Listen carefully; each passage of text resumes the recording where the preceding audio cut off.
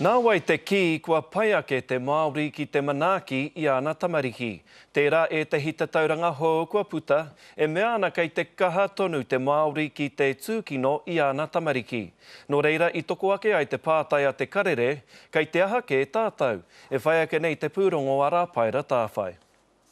He rangatira āiwi, he mātanga hauora Māori, e āwanawana nei mona uri whakaheke.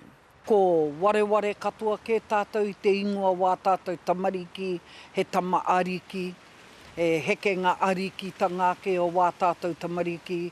He puku te rai i te kitenga atu i ētahi ta taurana e mea ana kua eke nā nama o te tūkino tamariki Māori ki tōna tihi.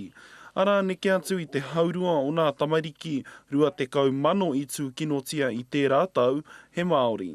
Ahoi no he hara i te mea pai, hei haka puta ki mua i a tātou. O nā tamariki te kaumārua kua mate i nā tau kua hori, toko iwa he Māori. Anō hoki ko nā tamariki kei raro i nā manaakitanga a te tari tiaki whānau kei te tūkinotia hoki. Ngā moni katoa kei a SIFS, te tiaki wā tātou, homaingia ki ngā iwi. Mā te iwi anō, te iwi e tiaki.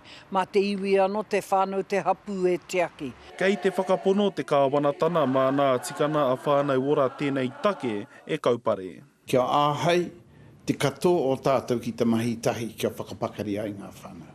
Mena, e mea mai ana ia, nāku i tuku e hia rā mano, miriona rā nei, pūtea kia whānau ora, kia tae whānau ora, te tiaki i wā rātou anō, i tērā ka whaihua. Hei a pōpō ka huitahia nei ra Glavish me etahi mātanga hauora ki tā maki makaurau nei, kōrero tahia i mō tēnei take.